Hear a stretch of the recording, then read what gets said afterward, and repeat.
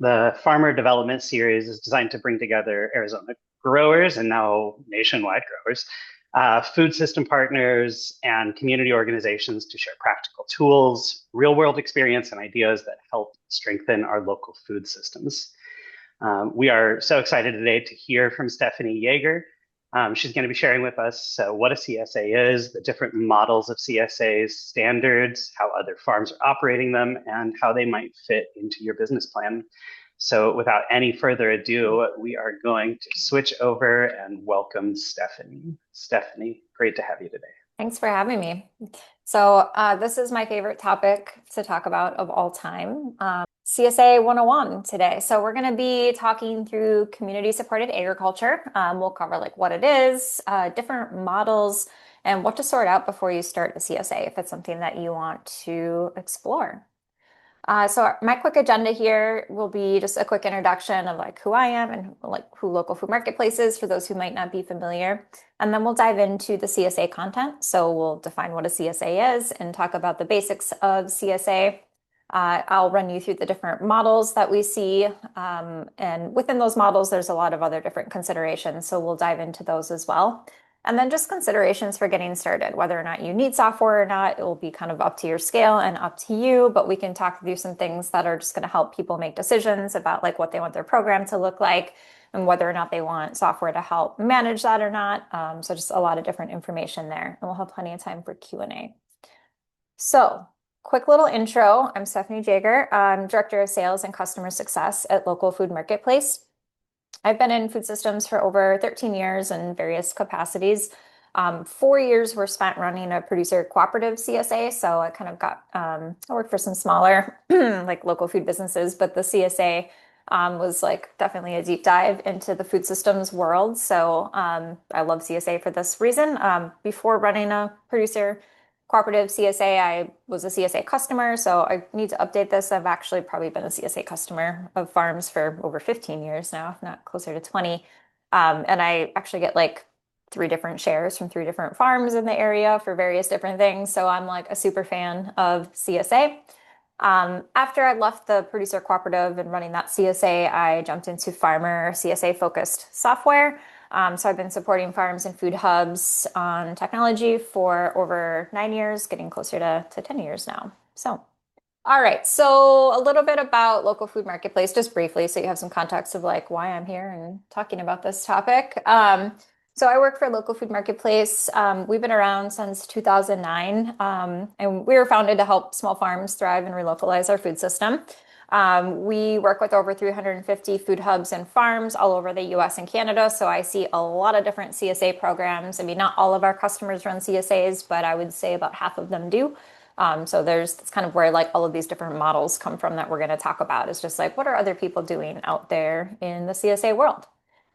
So our customers use our software to plan, sell, and distribute local food, whether that's CSAs. They can also use our platform to run other sales channels. Oftentimes it's more than one sales channel, CSA plus wholesale, direct to consumer, that kind of thing. So we kind of provide all of the tools to make that happen, basically. And as I mentioned, we work with farms. We also work with food hubs. We work with farmers markets. A lot of different types of organizations are running CSAs these days. So we kind of work with all of them. And yeah, the different sales channels, as I mentioned, we're going to just obviously focus today on CSA or subscription type programs, but a lot of our customers are also doing other types of sales channels, but we're just going to dive into what a CSA is today. So we'll just kind of run through the basics of community supported agriculture before we get into the models. I know I got feedback before the session that like not everybody even knew what CSA stood for. So that's kind of where we decided to start with like CSA 101 and do some vocabulary lesson and start with that. So what is CSA? CSA is community supported agriculture. So basically customers commit to your farm or your hub upfront and receive a share of what you grow throughout the season. I know in the US, I think CSAs maybe started popping up in the 70s, but they were in other places prior to that. And somebody who knows more than me can certainly correct me if I'm wrong, but I didn't come in to do the history, but that was just some stuff I had on the top of my head. So yeah, like the old model, I would say like more, I shouldn't say old, more like traditional model of CSA is like you pay a farmer upfront for the whole season. It's shared risk, shared reward. So like, there's horror stories of the past where, you might just get a box of kale and that's it because like nothing else grew, like obviously CSAs have evolved a lot over the years, so you don't typically see that anymore. But and within that, there's been a lot of changes to like flexibility and different payment plans and like meeting customers where they are. So we're going to kind of dive into a lot of that. But the traditional model, shared risk, shared reward, customers commit upfront and you give them vegetables on a weekly or biweekly basis. That's kind of the simplistic version. So there's no single way to run a CSA, is what I've been finding lately, working with a lot of different farms. So we're going to dive into different models, and I'll say these are models that like we support on the software, so that's what I am used to seeing and working with. There's probably other models out there as well, but let's dive into just some examples. So if you're thinking about running a CSA or starting a CSA, the first place to start is like, well, what do you want it to look like? Like, what type of model do you want it to be? Because there's many different options. The first one is we could call it a buy down. So this is pretty simplistic. Like customers will prepay for whatever amount you've decided. A credit sits on their account and they can just order from you, whether that's at the market or whether it's online. It's not really a true CSA, but it does capture like an upfront commitment from a customer. This can be good for farms who need like that upfront capital. It's kind of why the CSA model started, right? Is like, you're paying in full, customers paying in full to a farm, so they have that upfront capital ahead of the season, right? So a buy down will capture that. It's just not necessarily like a commitment to a certain number of weeks or a certain number of or a certain amount of product per week, but it gives them flexibility. They just prepay, money sits on their account, they can use it throughout the season. The next would be like a farmer's choice with or without add-on items. So the farmer's choice is more like that traditional CSA model that I mentioned. So, the share itself isn't customizable. You'd like to hope that the farm will have more than just kale. But yeah, basically, customer can either pay up front or, we can get into the different payment models, but a customer signing up and for either a weekly, biweekly, monthly, whatever frequency you choose to set up for your CSA. And customers are going to get a box that you're choosing for them based on what's in season. And maybe you add additional items to your offerings that they can add on to their share for an additional cost. Again, the add-ons are kind of optional, but I see a lot of that these days. If you have extra product, why not try to sell it, right? The other option would be, I call it a flexible share. So basically, this is like if you want to start dabbling into some customization for customers in your CSA, you can provide a base box. So kind of like that farmer's choice option where like you're going to build a base box, but you want to create like an approved substitutions list. So if a customer is like, oh, I really don't want lettuce this week, they could swap in something from your approved list. So it still provides you as a farmer with some control over what's going in that box, but still gives the customer a little bit of flexibility. When I was running the CSA, this was basically just like an in-person swap box. But now that there's software, this is kind of, a digital version of that in-person swap box. Like we would have that happen all the time where like each farm would just like give us some extra stuff. And so like at the drop site, when customers were picking up their CSA, if they didn't want the cabbage, they would leave the cabbage and they would take something else from the drop box. So this is kind of like, you can kind of think of it as a digital version of that. The next option, which I will say is probably the most popular these days, is the fully customizable CSA. So a farmer will, again, you can set a base box like these other models have, but then from there, customers can basically do what they want up until the cutoff time for those changes. So you'll have typically you would have like a customization window. Usually I see like 48 to 72 hours, 2 to 3 days, where you're going to let customers know like, hey, here's the base box of products. If you want to make changes, you have up until this day and time to make adjustments. And then basically you're just putting everything else that you have available out there for them. And they can, if they don't want the cabbage, they remove it, they add something else, they can add additional things, they can delete things. You're kind of just pre-filling a box for them. And they can kind of do what they want within reason, within what you have in season up until that cutoff time. I would say that's probably the most popular one that we have right now. All right, so within that, so those are kind of like the base models. Other things to think about if you're, kind of plotting out what you want this to look like. So you can kind of pick that model And then within that, there's other options, other things to kind of think through. So the first one would be like dates and frequencies. So are you offering a year round or are you offering a seasonal model? Maybe you're offering seasonal, but you're offering it year round. So the way that would work is like a lot of farms that we work with may not have the capacity to serve the number of customers they have in the summer, in the fall and winter. So you may set up like a summer share and you have a certain number of customers. And then you set up a fall and winter share where you're taking fewer customers. So you may be offering year round, but you're still kind of setting it up as seasonal. So you can let the customer decide what seasons they want and control the number of people that you have seasonally. One of the CSAs that I get, well, actually, both of them are like that. They are year round, but they kind of break up their shares into like summer, fall, and winter. So, and then from there, you can think about frequencies. So, do you want to offer this weekly?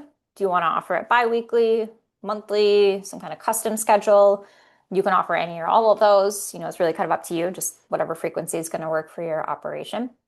A lot of the farms that we work with now, they've kind of just, to make it simple, they've gone to weekly because software these days allows for customers to place holds and reschedule shares. So it can just be easier on your end as a farm to just be like, okay, this is weekly. And if, customer's like, well, I don't know if I want it weekly, they can just go in and like place a hold or skip it for the off weeks or if they're on vacation a lot. So just things to think through. You can also think about too, if you don't sell out before the summer starts, do you want to prorate memberships for customers, meaning like they can join mid-season, or do you have like a hard cutoff where you're like, I'm not dealing with onboarding new customers once the season starts? So there's just something to think through as well.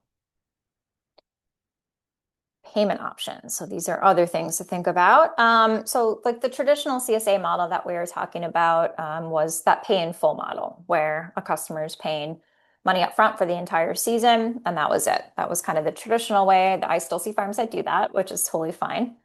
I'm not going to touch anything because I don't want I saw the little thing pop up, and I'm like, I'm not touching it because I don't want my slide deck to go away.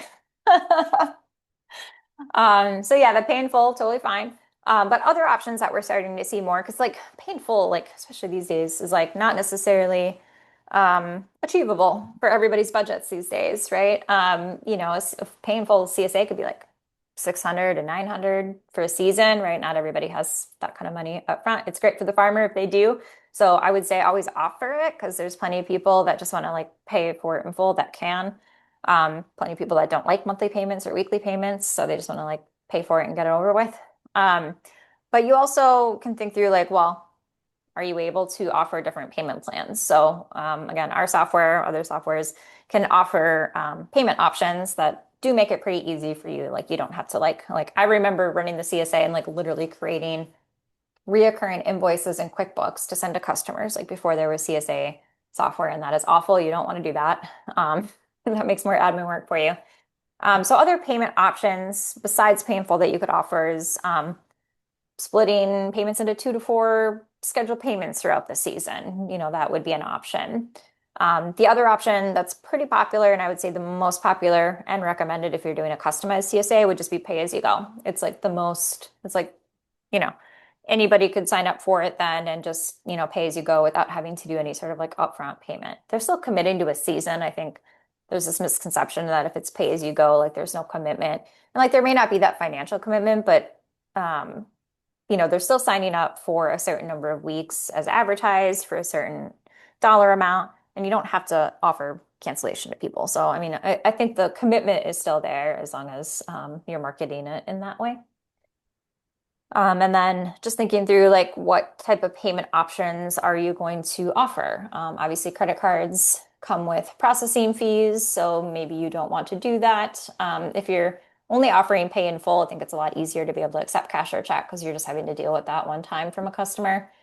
If you're doing, any kind of like payment plan or pay as you go option, I'll say it is pretty nice to have the credit cards because then that can be a more automated process for you. So again, just things to think through there.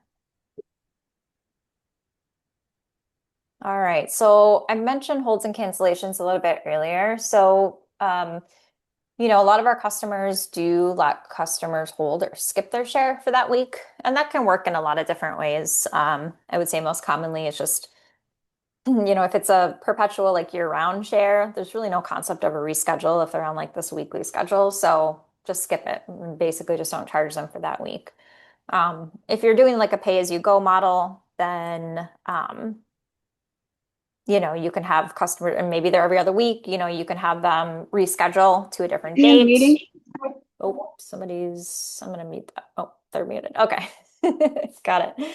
Okay, so yeah, you can either let them hold it and reschedule it to a different week, or you can let them hold it and skip it and just like put a credit on their account and they can use those funds that they've already prepaid for additional things. So there's different options. But I would say like it's I would recommend offering some sort of hold option because like people take vacations in the summer and like that's one of the things that like I always got in surveys when I ran the CSA is like, oh, like I want to sign up, but I'm traveling in the summer and I don't, otherwise they're like wasting money on product they can't get. And like that's not really a great experience for retention. So offering some type of flexibility to them within reason, right? I mean, you can have some rules around it, but it is nice for consumers to be able to have that option. Okay. I'll pause there. If anybody has like questions related to that, feel free to throw them in the chat. We can always kind of look at those as we go here.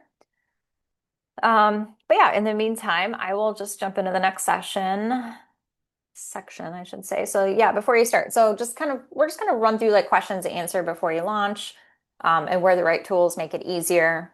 Again, just these are kind of just all think of them as considerations. Oh, I have a question in there. Which of the four models would you say is the most sustainable based on the farm's capacity? That's a good question. I would say I probably don't have like a specific like there's no one size fits all answer to that, I don't think. I think if you're just starting out, if you're a brand new CSA, which may be the case for this session, um, probably just offering a farmer's choice is going to be the easiest thing because you don't really have to deal with other things. Like you have a lot of flexibility in what you're going to put in the shares. Like there's really no expectation from the customer as far as like what they're going to get. Um, once you have a couple years under your belt, offering customized sounds more reasonable because you're like, okay, I have a general idea of like what people are, what people want. Maybe you have some surveys to back that up of like what products people like and don't like. So yeah, I mean, farmer's choice starting out is probably what I would recommend. Good question. Okay, so before you start with your goal. Why do you want to start a CSA? Right? Like it can be a lot of work. So you have to get very clear on your goals around a CSA. Yeah, I mean it does. It drives every decision once once you set that goal, then you can kind of look at these things, look at the models, look at the payment options, and kind of go from there and build it from there. So yeah, like is one of your goals to get reoccurring and predictable orders? I'd say most people starting a CSA, that's the attractive part of the CSA, is having that people are signing like for context, people are typically signing up for shares like in the fall and winter for stuff they're not even going to get to the following like May or June. Like that's pretty common. Again, depends on where everybody is as far as growing seasons. But here in northern Wisconsin, that's kind of our main CSA seasons are kind of like May through October. And so like that sign up season is starting in like November, December, maybe January for that following year. So I mean, clearly, if you are getting people signing up over the winter, they're paying in full, like you have a really good idea of what your growing season is going to look like, what you need to plant, what your finances might look like. So having that reoccurring and predictable orders is like definitely a good goal. I mean, that's why most people do it. Other goals are like meeting community demand. Maybe it's like a food desert and, there's a lot of need for a CSA for like other ways for people to buy food. It can also build community. A lot of CSA is like, you know, consumers getting to know their farmers, right? And like, kind of building that community around it, learning like what seasonal produce is. A lot of like it probably doesn't shock any of you, but like the general public doesn't know when certain things are in season because like they don't have to. They can just go to the grocery store and buy it anytime. So like building that community and like that education piece, I didn't specifically put education in here, but that's, a little bit part of it. So yeah, there's no wrong answer here. Just thinking through like, why do you want to start a CSA, right? And then outline your program. So identifying, yeah, like, are you going to do traditional or customized shares? Like, what frequencies did you decide to do? Are you going to offer add-on products? Are you selling those add-on products, or are you getting other products from other farms or other food type businesses in the area? Examples of that would be like maybe you offer a veggie share, but there's a local coffee roaster, or there's a local bakery, or there's like a local fermenting company or something like that. Or maybe somebody's producing eggs. Are you going to work with other producers to offer those things? I would say the more stuff you can offer customers, the more attractive a CSA looks. So I would say like, yeah, if you have that option, that's a great option. But yeah, just thinking through that, how you're handling markups and pricing for those kind of things will be important too, and how you're working with those producers if you're getting outside add-on items. And then like how much flexibility are you comfortable with, right? Like, do you want to do holds? Do you want to offer cancellations? Some farms are like, I don't. Like, people are signing up for this commitment, and like I need to know what my numbers are, and I don't want that to fluctuate, right? And some are like, no, I'm going to meet customers where they are and just kind of let them do that in the hopes that like that's going to be some good retention. So again, no wrong answer, just things to think through here. And I added a little tip here, like being flexible. Like, you can start a certain way and you can change it later. Like, this happens a lot, right? Like, if I onboard new farms, they're like, well, customize might not be where I want to start, but like, let's just get used to it, and then later they're like kind of incrementally adding these different options. So you can definitely change it, and like do survey customers. I don't think I put this on here, but like that's a really good way to be flexible, every year doing a survey, and that will usually help determine, what changes you might want to make in subsequent years. Okay. And what other ways do you sell? So does your business run more than one sales channel? We kind of talked about that earlier. This is kind of getting into like, yeah, software can definitely help with that piece of it. Like, if you're just doing CSA and you're small, like, you can certainly not use software. Like, I'm not pitching software today, that's for sure. Like, I ran a CSA for a while without any software. It's a lot of work to have multiple spreadsheets and all of these different things. But as we started getting into other sales channels, so like, okay, we built the CSA up to 300 members, but like, oh man, now we're doing wholesale and we're doing institutional sales, and like all of these different types of customers have different markups and different products that we're selling them, different ordering schedules, all of these different things, right? And so like that gets to be really complicated in spreadsheets, especially if you're pulling like inventory from all of these different channels. So at that point, like, yeah, if you're considering adding CSA and you're already doing these other things, like, I would strongly recommend looking at software, and specifically software that can help kind of keep that inventory in one place, orders, customers, like everything in one place.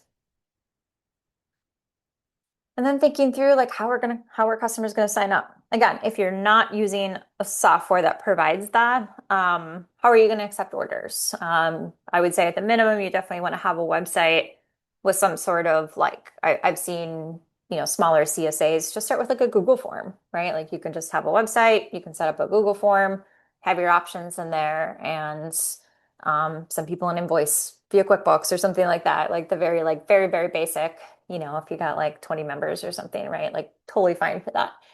Um, as you grow, that will become less sustainable, and you will definitely have to start looking at like, how do I handle this more efficiently? How can I set up recurring billing? Can I just accept payments on my website? How is that translating into reports on the back end for what I need to do? Especially if you start getting into customized or add-on items, like, are those add-on items appearing in the CSA order, or are those separate? Just like, as you're scaling these things up, thinking about how can you make that the most efficient thing for the admin side. And of course, costs, right? Like setup, fees, time. What do you need to plan for? Whether that's website, kind of building it yourself, or whether that is using some type of software for that. And how will customers get their orders? This comes up a lot. People like, don't think about this. How are they going to get their order? So a few different options that we would see. I mean, obviously farm pickup would be make a lot of sense for most farms. Of course, that depends on your location. Like if you're not in an area, if you're farming kind of far away from the general population, probably not going to be something that people are going to drive out to go pick up. Just depends. Other options would be, so this is what we utilized a lot when I ran the CSA, would be community pickup sites. So that just means, maybe you're contacting a coffee shop or a brewery, or those are the two that come to my mind at this moment. There's other ones, but yeah, I would just give those folks a call and be like, hey, like, we offer the CSA. Can we use your site as a drop site? And so that just means like, yeah, once a week, we're going to drop shares off. And we would always give them a monthly comp box. So if they were willing to be a community pickup site for us, we would like give them something for it. And of course, we would market their business and like, put that in our communications. And I would choose like-minded organizations, right? Like usually local breweries, usually local coffee shops, are pretty in tune to like the local food scene and are like more than happy to support that as long as it's not like a ton of extra work for their staff or anything. So just kind of working out those details. I think we even had like a drop site agreement form that just kind of like laid out like what our expectations of them would be, and just like how to handle different scenarios. And so in that model, like you would just drop off shares and customers would pick it up, cross their name off, and like leave. Churches are also like surprisingly good, at least up here. There's multiple churches that are like totally fine with being a drop site. So I don't know if that's always an option as well. Other ways to view drop sites are kind of combining it with like marketing. I didn't put this on here, but when I ran the CSA, I would do like workplace wellness drop off. So I would contact like municipalities, colleges, sometimes hospitals, and like talk to like their HR or wellness coordinator and see if we could like come do a lunch and learn about CSA. And then their employees would order. So then we would have like one place that we could get a lot of orders from, and like have the opportunity to market in person to that employee group and then just have one place to drop off for them. So that can be a really nice option for a community pickup site that's more like a private pickup site, but like just for employees of that organization. And then thinking through like, again, this kind of just depends on where you are, but like what days and times work well for a pickup, right? So community pickup sites are usually like a couple hour window is what I would typically see. I would say too that sometimes they are staffed. So we had a lot that we dropped off at, but we also had some that I would staff, and that was usually our biggest pickup location. So that was still a 2 hour block, but like me and the driver would be there and we would like help people get their shares because we were dealing with like 100 customers. The other ones, the ones where we just would drop off and go or were usually smaller, maybe 20 or fewer customers. So it really wasn't like that big of a deal. But yeah, what days and hours, right? If your drop off is like 11 to 1 during the day, like probably most people aren't going to be able to like go do that, right? So it has to be in the evening. We typically would do like 4 to 6 p.m. Some of them would open earlier because we would drop them off. So like they could come anytime between 2 and 6 p.m., right? Um, what day of the week probably matters a lot less. We did midweek. I see Wednesday quite a bit. So we did a lot of the farms we work with also do Wednesday, like that midweek thing. I would stay away from Friday or the weekends because people are busy. They're not home, they're traveling. Another thing to consider too is what happens if someone doesn't pick up. So that rule might be different for one of those unstaffed community pickup sites versus a staffed site. It also might depend on how far away are you from that pickup site, right? The community pickup sites, and you're going to give members like the housekeeping notes ahead of the season. And so this is something that like you'll want to define very clearly. I assure you, you will want to very clearly define this before the season starts of like, okay, if a customer misses their pickup, what are you going to do? Our rule was like if a customer wasn't to the drop site by the cutoff time, we donated that share. Like we literally donated it on our way out of town.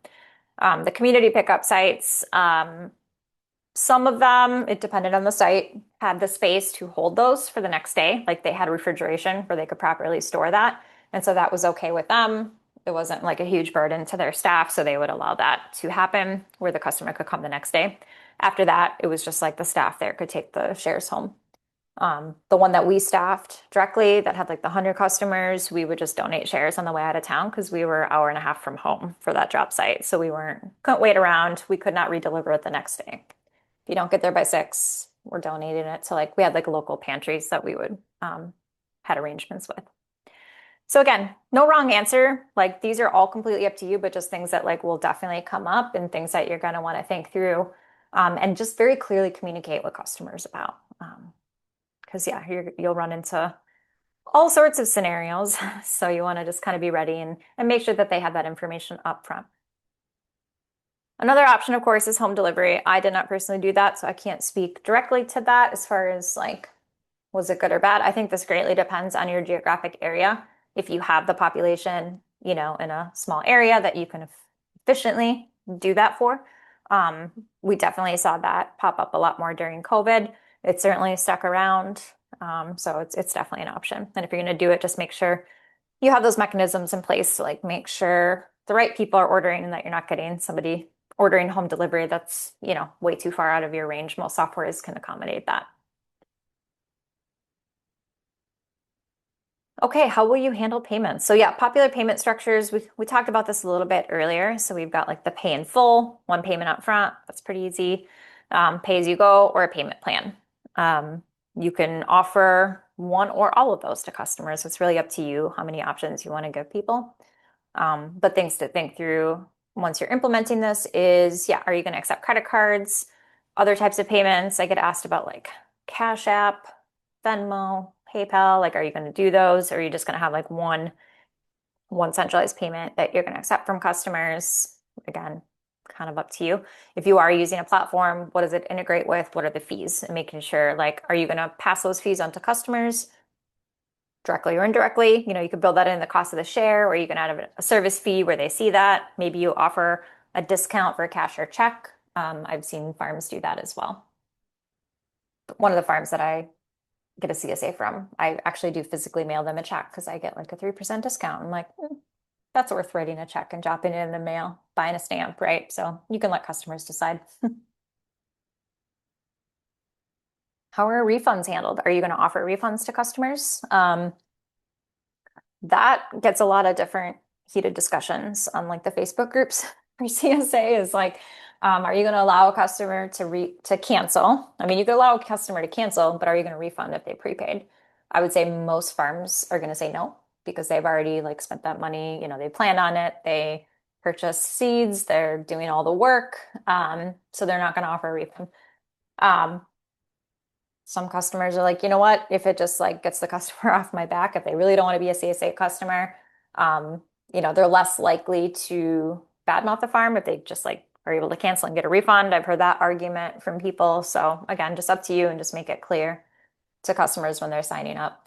Our platform, I would imagine other platforms do this too, but we have a membership and cancellation agreement policy that the farm will set. So when the customer signs up for the CSA share, they have to check a box saying they read it and they agree to those terms. So these are all things like you'll want to think about and get that into some type of member agreement when people are signing up for a share, no matter what platform you're using.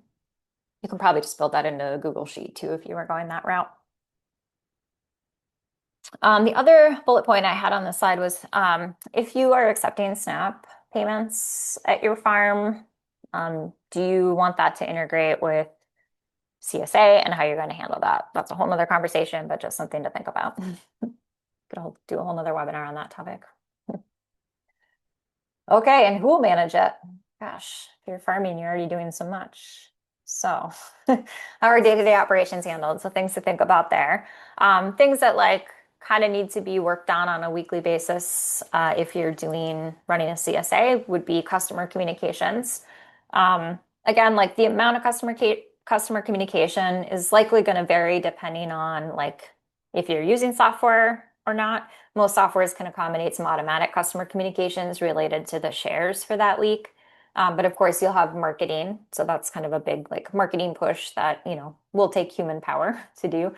Software can't necessarily do all of that. You'll have to do that part. So do you have the staff capacity to manage customer communications. Like that's basically like one of the big things I was hired for when running the producer cooperative was like the farms didn't want to deal with that. They just wanted to grow food. They wanted to drop it off. Like, great. That's kind of why they formed a cooperative. And so none of them were contracted to do this work because they didn't want to. So this was basically my job, was being like the face of the CSA, managing like the sales of the CSA.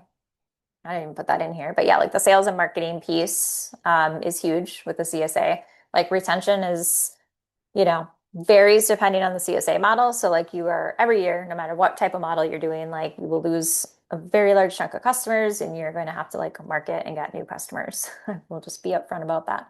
Not everybody is a good fit for CSA, right? So I think with customized shares, like I've seen up to like 80% retention. Without customized shares, like 40 to 45, I think at one point was the national average. So like you're like having to get like 50% new customers every year, like half your customer base every year, right? So the marketing, I don't want to like, I didn't put it in here, but I think it's an important piece. So do you have staff capacity to do that marketing?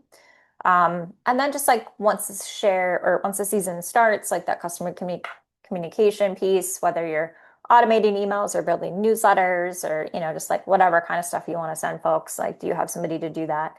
And then creating and managing like the pack and harvest lists. Again, what that looks like will vary depending on if you're using software. Like our software and others for sure can handle giving you like an aggregated harvest list of like everything that's in shares, everything that's in add-ons. So that can definitely speed that part along. And then it can also generate customer labels. I think this, you can see that here. Like this is like it's not the customer label, but it's like the pack list for that customer. So those things can certainly save you time. Again, if you're just getting started and it's smaller, you can probably manage that without software. But as you scale, like those are things you'll want to think about.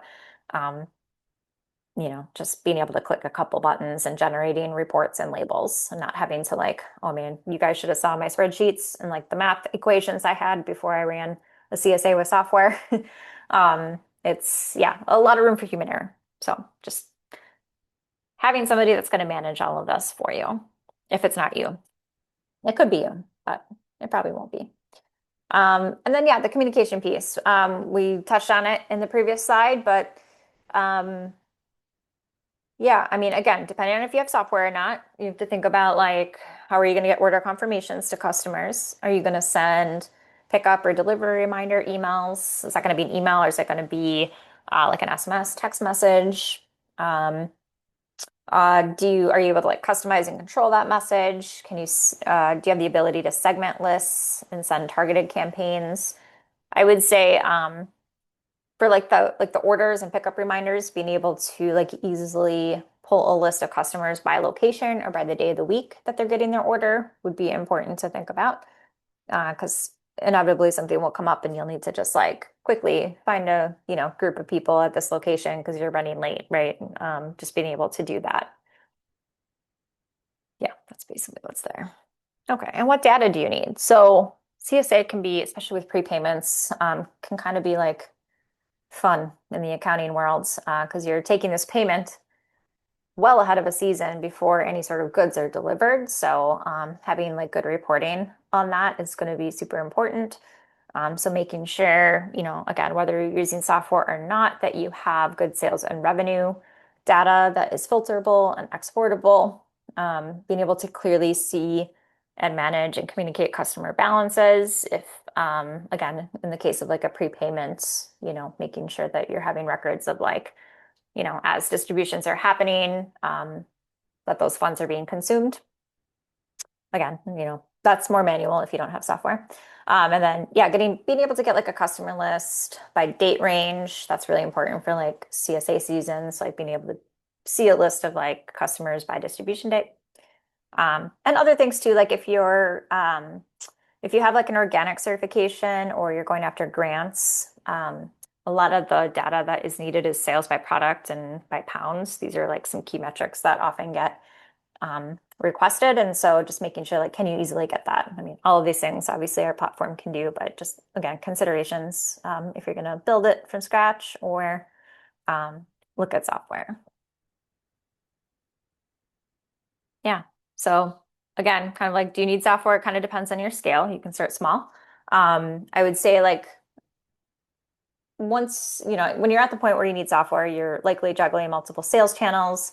You're trying to deal with like maybe you've moved on from just prepayment for CSA and now you're getting into like payment plans or the pay as you go. You want to offer customers more flexibility with like holds and reschedules. You want to automate some of the communications that are like directly related to orders for that week.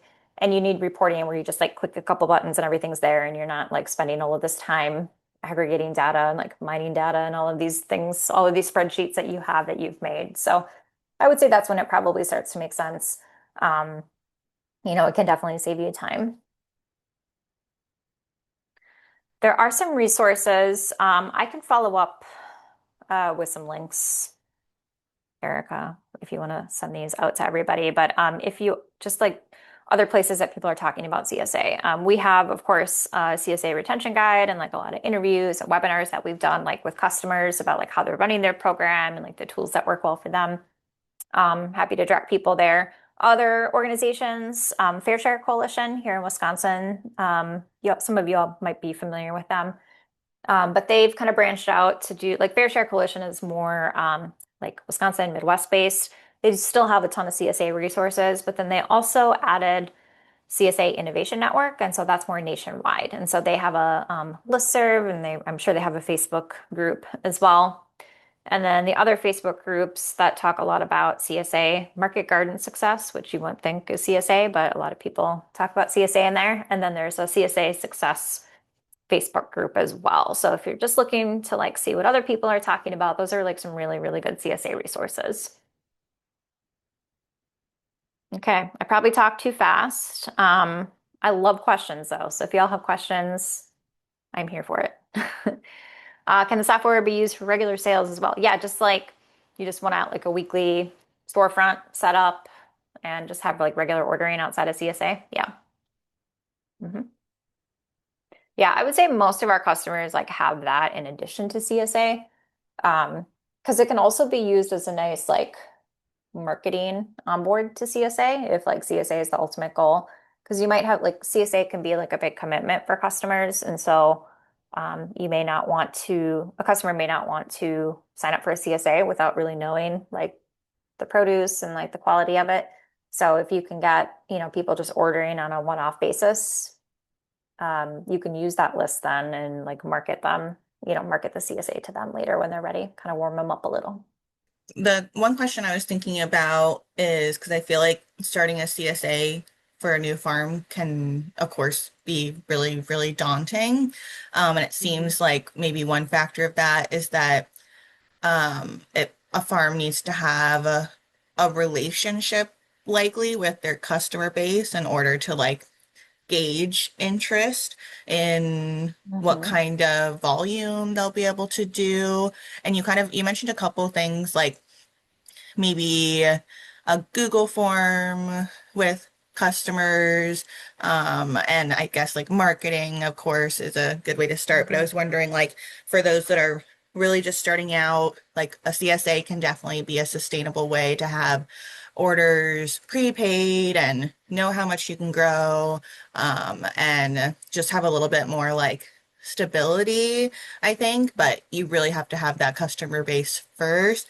hmm And so, like, how would you recommend farmers maybe go about building that relationship with their customers? Like, if they have a farmers market booth, hmm like, how can they kind of gauge interest in that way or others? Yeah, that's a great question. Yeah, you have to have customers to sell to or people to sell to in order for them to become a customer.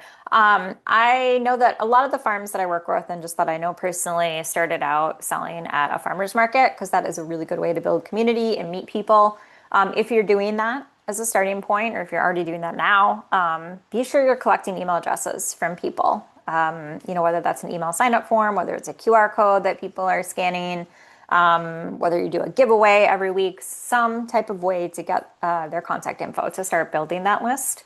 Another thing that I did with the CSA, now, of course, I wasn't a farmer. I was hired to like do this, so I had time and minimal resources to do this. But I would usually identify like local events that were going on that were with what I would say is mostly like like-minded people, people that would fit our ideal customer. And that's something a good place to start too is like who is your ideal customer? Where do those people hang out? Where do they go? Are there events that you could set up a little tabling booth with, right? So I would have like a box with like produce and that usually and like some free samples and like that would always free samples get people's attention. I'll just tell you that right now. People will come to your booth. So if there's like some local low cost events or, a lot of co-ops will sometimes do like some community events, anywhere that you can like get in front of people. I think people want to know who they're buying food from, this type of group, right? So some type of events that you can get in front of and always get their email address. Like I can't say it enough, always get their email address. Usually when I would set up a booth at events, I would have a giveaway. I would like give away like a box of something or some kind of product that I had. And so that would usually entice people to sign up, and then I would have their email address. Of course, farms are busy, so I would say like, if you have an off season, trying to find some things that are happening in the off season. Oh, I had one more too. I think too, oh yeah, that's where I was going. So I had mentioned like the like workplace wellness, like contacting like universities and municipalities. Uh, Anytime I did that, I was doing it to try to get customers, but they would always let me come do like a little presentation. So we would call it like a lunch and learn presentation where I could come and just like literally talk about the CSA. And I would offer like, a small little discount, for that group. Sometimes, if it was a larger organization, their workplace wellness programs would even offer like a small dollar amount towards the CSA share, which would help. But generally, just getting in front of people was really helpful. So I know it's kind of rambly, but those are the things that I did. No, that's a really good point because I mean it's really a very simple answer of collecting email addresses, like or getting people's Yeah. contact information. You can't communicate with Yeah. your audience if you don't have a way to Have contact one. them. So, Yeah, and also I would yeah. not underestimate the power of posters. I don't know if it works where you all are at, but I like the co-ops here and like the local coffee shops and bookstores, they still have like community bulletin boards and like that's, I'm still finding things just from posters. So, I don't know. It's worth a shot. I'm not a marketing expert, but these are just the Yeah, things that I don't did. get bad. This is just And Stephanie, I'm curious too. You mentioned managing CSA for like a collective, like a farmer collective. It was a Is that cooperative. correct? Yeah, Cooperative, yeah. cooperative. Mhm. And so could you speak to like are there like obvious or clear benefits to like maybe operating CSA Yeah. within a cooperative setting versus as an individual farmer? Yeah, I would say, I mean, there's probably like some cons too, but I would say the pros would be we worked with a lot of small producers. So I'm rural Wisconsin, so we do not have like large growers here. And so, we had 24 producers, but they were all very small. And so, we had 300 customers. And I would say a good portion of the producers that I worked with would not be able to have 300 heads of lettuce to put in 300 boxes. But I had a couple producers that would have lettuce. And so I could kind of combine those things. And so that was nice, being able to have a more diverse box for multiple growers or not having to like have a certain scale of producer, right? Like if you're a farm here, like maybe you can't grow for 300 members, but like you'd like to serve 300 customers. And so maybe, you can work with others that can fill that. The other thing too was being able to backfill certain products and kind of plan ahead with others. So we would have in the off season, we would get like grower commitments in the winter based on what our projected sales were for the following year. And so I would have a primary producer on a certain set of products, and then I would have a secondary producer that could backfill in the case of crop failure, which is just going to kind of ensure that retention stays as good as it could possibly be with the CSA, because the last thing you want to do is like get customers signed up for a share and then like have all this crop failure and like not have a good product mix and like they're not going to come back, right? Like they have to have a good experience.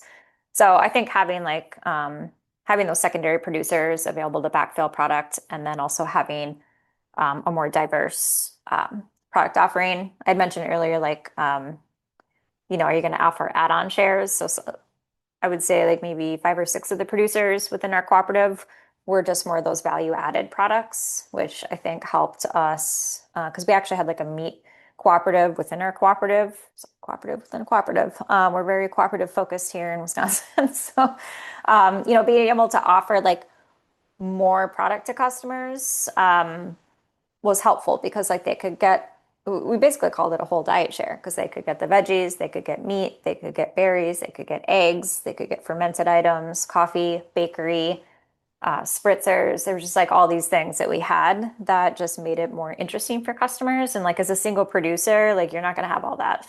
Like, like it's not going to be reasonable. So I think you're able to attract more customers and keep them if you have like a larger product mix. All righty. Well, I am very glad for everybody who was able to join today. I'm super excited about how this past year of this new initiative has gone, and I'm really looking forward to what the next year is going to look like when we resume in October. I hope that you guys have all found it really informative, and yeah, we'll see you when we return.